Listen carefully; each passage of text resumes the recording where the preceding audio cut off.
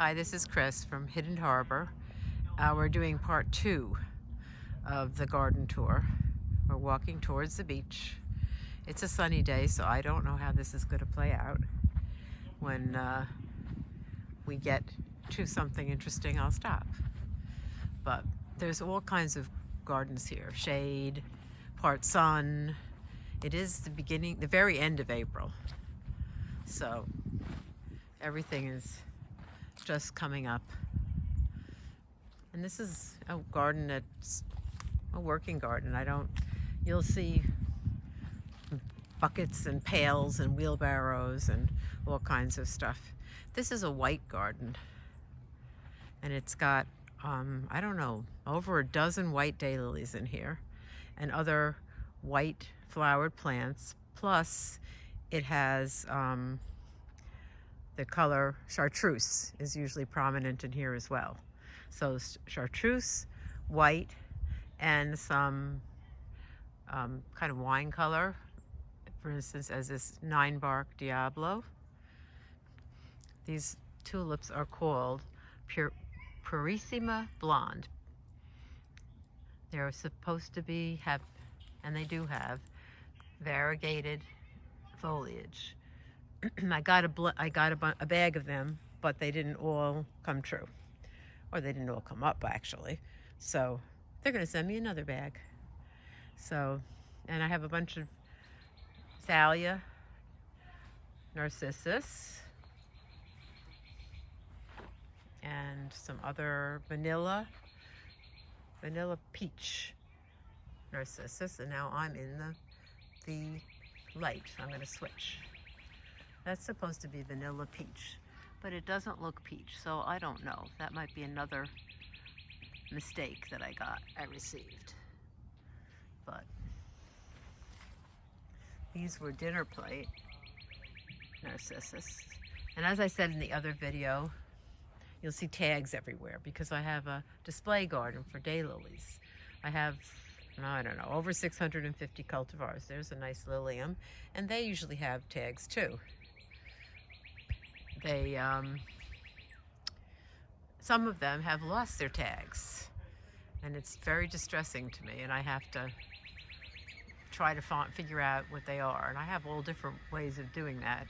I have computer databases, I have lists, I have all the tags put into bags by the garden name. Each garden has a name.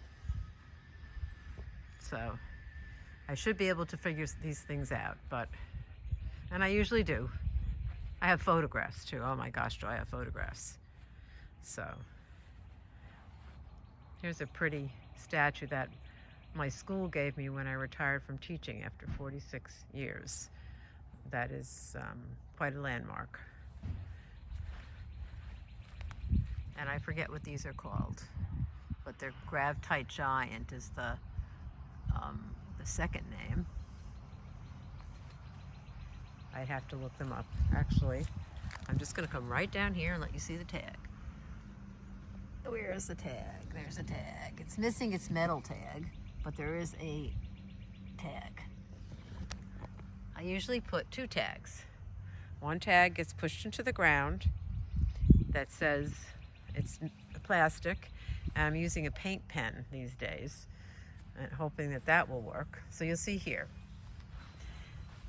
there's a tag that says Hosta Rainbow's End, and then there's a metal tag with Hosta Rainbow's End. Now that metal tag needs a little adjustment. After the winter, I don't know what happens. I don't know if it's the deer.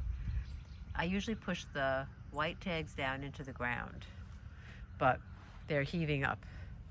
So this is the part of the white garden too, looking through the arbor at the white garden. And this little area is called the U2 garden. It's under this U that I limbed up. I limbed up the U at one point. It used to hang on the ground. It used to be a big ball like 30 feet in diameter at least. And I limbed it up, and that's my grandson's favorite climbing tree now. My son always climbed trees, and now my grandson's climbing trees. Look at these gorgeous dicentra. I think this is the variety Valentine. I picked it out of a bunch of dicentra, and it was the only red one like it, and I just decided that I had to have it. This is Corydalis, and I hope I'm saying it right, but it's such a great plant. It blooms all summer, and I have a yellow variety as well. I was digging in here today. This is toad lily, not blooming now or anything, but look at that foliage. I was getting some out of here to give to people. And you can see there's hostas in there. And look at this sweet little epimedium. Let's go look and see if there's a name.